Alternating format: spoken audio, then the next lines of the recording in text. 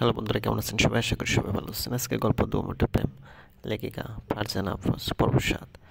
কালবৈশাখী ঝড়ের গতিতে দৌড়ে পালালো আদিবা। চোখে তার সাগর পানি। ফয়সালের প্রতি রয়েছে তার বিরাট অভিযোগ। এক আকাশ রাগ, সেদিন আর সে ভার্সিটি যেতে পারেনি। কিস করার দৃশ্যটা বারবার চোখে ভাসছে তার। সূর্য এখন মাথার উপরে বসে আছে। আজকের গরম ৩৫ ডিগ্রি সেলসিয়াস। মাথা থেকে ঘাম পায়ে গড়িয়ে পড়ছে আদিবার বাবার। দরকারি একটা কাজে ব্যাংকে যেতে হচ্ছে তাকে। রিকশার হুড তুলে দিয়ে গরমে আশপাশ করছেন তিনি। গত রাতের বৃষ্টির পর ভেবেছিল আজকের দিনটা ঠান্ডাময় হবে, কিন্তু না, আজকের দিনটা অন্যান্য দিনের থেকে আরও মারাত্মক হয়ে দাঁড়িয়েছে। মহান আল্লাহ তাআলা আমাদের প্রতি ভীষণ বিরক্ত হবেন না কেন? উনি আমাদের পাঠিয়েছেন দুনিয়াতে ওনার ইবাদত করার জন্য, আর আমরা করছি কিনা ২৪ ঘন্টায় টাকার পিছনে ছুটছি। সারাদিনে ১ ঘন্টা সময়ও ওনার জন্য ব্যয় করতে পারছি না। আমাদের দোষের কারণে আজ আমাদের এই অবস্থা। স্যার, আয়া পড়ছি। রিক্সা চালকের কণ্ঠস্বর শুনে চিন্তার জগৎ থেকে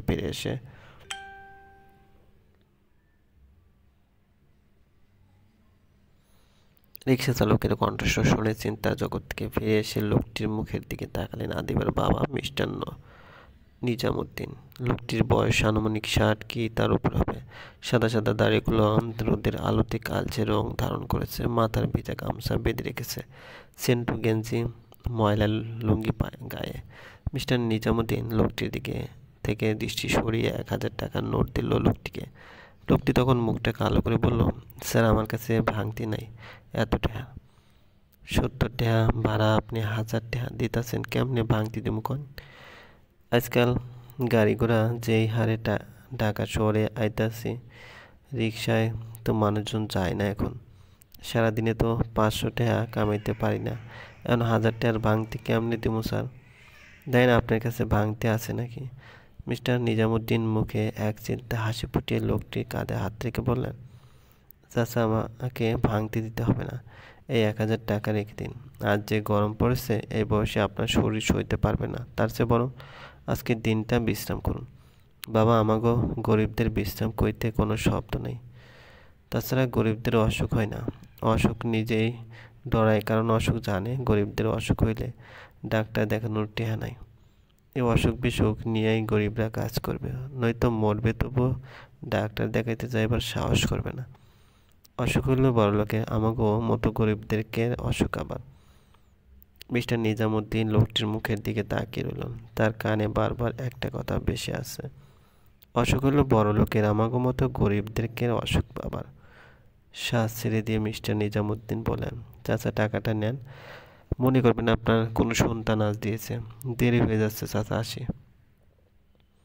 মিস্টার নিজামুদ্দিন চলে গেলেন। বয়স্ক লোকটি টাকাটা হাতে নিয়ে চোখের পানি ফেলতে লাগলেন। আজ বাবা হারা নাতনির জন্য কিছু ফল, ভালো খাবার, নতুন পোশাক কিনে নিয়ে যাবেন বলে ঠিক করেছেন। আদিবা বাসায় এসে মন খারাপ করে বসে আছে। আজকের ঘটনা কিছুতেই সে ভুলতে পারছেন না। পরন্ত বিকেলে রোদ মুখের কাছে আসতেই বাহিরের দিকে তাকালো সে। বকুল গাছে কয়েকটি পাখি বসেছে, যার অনেক নাম তার অজানা। হঠাৎ করে পিছে একটি হাত তাকে স্পর্শ করতে পিছন ফিরে আদুরিকে দেখে ভীষণ অবাক হলো, কারণ আদুরি মুখে ফেস ওয়াশ লাগিয়ে ঘুরছে। বুড়োজোড়া নাচিয়ে জিজ্ঞেস করলো আদিবা, এই অসময়ে মুখে ফেস ওয়াশ লাগাচ্ছিস, ব্যাপার কি? আর বলুন আপু, চিপসের প্যাকেট কিনতে হানান আঙ্কেলের দোকানে গিয়েছিলাম। পাঁচি আঙ্কেল পান খেয়ে ঠোঁট মুখ লাল করে ফেলেছে। আমাকে দেখে বলতে শুরু করলো, আরে, আমার আদুরি মামুনি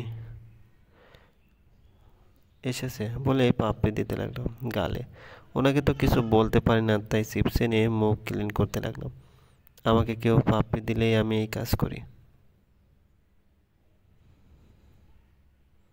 আদুরি কথাটা আদিবার মাথায় ঢুকে গেল। ড্যাব ড্যাব করে তাকিয়ে বলল, এত কাজ হয়? পাপড়ির স্পর্শ কি চলে যায়? অবশ্যই আপু, তখন মুখটা আরও সুন্দর হয়। আদিবার দৌড়ে ওয়াশরুমে চলে গেল। অনেকটা ফেস ওয়াশ হাতে মেখে গাল ঘষতে লাগলো। প্রায় ১৫ মিনিট পর আদিবা আদুরির দিকে তাকিয়ে রাগে কণ্ঠে বলল, ওই আমার গাল জ্বলছে, তোর কথা শুনে মুখটা নষ্ট করে ফেলছি আমি। আদুরি ২ হাত কপালে রেখে বলল, তোমাকে কি বলছি জোরে জোরে ঘষতে? আস্তে আস্তে ঘষলে কি গাল লাল হতো? কিছু তো বুঝো না। আমি তোমার হেল্প করলাম আর তুমি উল্টো ধন্যবাদ না জানিয়ে বকছো। যাও, আজকের পর থেকে আর কোনো হেল্প করবো না। আদুরি দৌড়ে চলে গেল। আদিবা আয়নার কাছে আসতেই দেখলো তার ফর্সা গা লাল হয়ে আছে। মনে মনে ফয়সালের গোষ্ঠী উদ্ধার করে ভ্যাসলিন লাগিয়ে আস্তে আস্তে মেসেজ করতে লাগলো। সিগারেট ঠোঁট দিয়ে চেপে ধরে আরিফের মুখে ধোঁয়া ওড়াচ্ছে ফয়সাল। চোখ দিয়ে যেন আগুন জ্বলছে তার। কাঁদো কাঁদো মুখ নিয়ে বলল আরিফ, দোস্ত কী হয়েছে তোর? এমন রেগে আছিস কেন? আজ তোর কথা মতো রোমান্টিক হতে গিয়ে আদিবার চোখে ঘৃণার পাত্র হয়ে গেছি আমি। কেন, কি করলি তুই আবার? আদিবাকে কিস করেছে। আরিফ কপাল চাপড়িয়ে কটমট চোখে তাকালো ফয়সালের দিকে। শক্ত গলায় বলে উঠল, শালা রোমান্টিক মানে কি কিস দেওয়া নাকি? রোমান্টিক মানে হলো একটু লাজুক লাজুক হাসি, বিয়ের পর ঘুরতে যাওয়ার কথা বলা, কী কী খেতে ভালোবাসে মেয়েটির সাথে ফ্রেন্ডলি হওয়ার চেষ্টা করা, বাইকে উঠে কিছুক্ষণ ঘোরাঘুরি করা, হাত ভর্তি শপিং কিনে দেওয়া, বাদাম চটপটি ফুচকা আইসক্রিম একত্রে বসে খাওয়া। ধীরে ধীরে পরের সামনে তো এগোতে পারতি তুই। যেখানে যতবার মেয়েটির সাথে কথা হয়েছে ততবারই তো ফয়সাল ভাই হয়ে সামনে গেছিস। আর এইবার লুসু ফয়সাল হয়ে রাজনীতি করতে করতে কি তোর মাথার বুদ্ধি শুদ্ধি চলে বাসিয়ে দিয়েছিস নাকি? ফয়সাল নিজের মাথা চুলকিয়ে আমতা আমতা করে বলল, আসলে ওর গালের তিলটা দেখে নিজেকে ধরে রাখতে পারিনি। বল না দোস্ত, এখন কি করবো আমি? কি করবে মানে? এখন ভাবির রাগ ভাঙাবি কীভাবে রাগ কমানো যায় তার প্ল্যান দিচ্ছি, শোন তুই। আরিফ ফয়সালকে রাগ কমানোর প্ল্যান দিচ্ছে। ফয়সাল নিজে এখন অভাব। সারাদিন রাজনীতি নিয়ে থাকতে থাকতে তার মন কঠিন পাথর নিয়ে ধারণ করেছিল। এখন সেই পাথরের মন কিভাবে একটা মেয়ের প্রতি দুর্বল হয়ে পড়লো। মনে মনে এতদিন যাদের প্রেম করার জন্য শাস্তি দিয়েছিল তাদের কাছ থেকে ক্ষমা চাওয়া শুরু করেছে। রাত 8টা কি 9টা। অরিনের আম্মু ওষুধ খেতে এসে দেখলো বক্সে কোনো ওষুধ নেই। প্রেসক্রিপশন হাতে নিয়ে অরিনের উদ্দেশ্যে চিৎকার করে বলে উঠলো, অরি, তুই আজ ওষুধ কিনে আনিস নাই? জিভে কামড় দিয়ে বলে উঠলো অরিন, সরি মাম্মি, একদম মনে ছিল না। দেও, আমি এক্ষুনি নিয়ে আসছি। এত রাতে তোর যেতে হবে না, আমি নিজেই কিনে আনছি। ডক্টর বলেছিল এই ওষুধটা প্রতিদিন খাওয়ার জন্য। ছেড়ে ছেড়ে খেলে সমস্যা হবে, নয়তো আগামীকালই নিয়ে আসতাম। অরিন তার মাকে থামিয়ে দিয়ে বলল, তোমার শরীর একটুও ভালো নেই, বাসার নিচেই তো দোকান, দাও নিয়ে আসছি, 20 মিনিটে যাবো আর আসবো। মায়ের হাত থেকে প্রেসক্রিপশন নিয়ে হাঁটা দিল ফার্মেসির উদ্দেশ্যে। সকালে আদিবাকে নিয়ে যে ফয়সাল কী করলো, তারপর আদিবা দৌড়ে বাসায় চলে গেল। এইসব চিন্তা করতে করতে সেও ভুলে গিয়েছিল মায়ের ওষুধের কথা। বাসার নিচে এসে দেখলো 2টা দোকানই বন্ধ। সামনে আরেকটি দোকান আছে, সেই জন্য হেঁটেই যেতে লাগলো সে।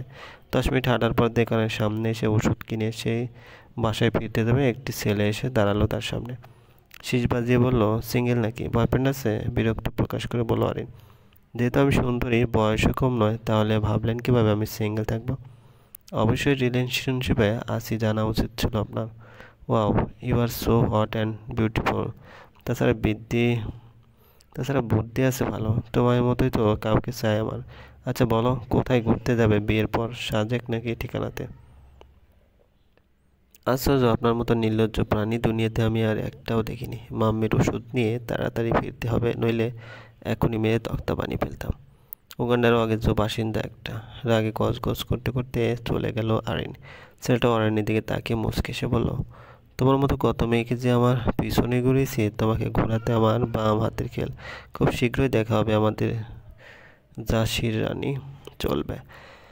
গল্পটি ভালো লাগলে অবশ্যই লাইক করবেন, কমেন্ট করে জানিয়ে দেবেন। চ্যানেলে যদি নতুন হয়ে থাকেন অবশ্যই সাবস্ক্রাইব করে পাশে থাকা বেল আইকনটি প্রেস করে রাখুন, যাতে নতুন নতুন ভিডিও আপলোড করার সাথে সাথে আপনার নোটিফিকেশন চলে যায়। আর অলরেডি যারা সাবস্ক্রাইব করে রেখেছেন তাদেরকে অসংখ্য ধন্যবাদ। ভালো থাকবেন।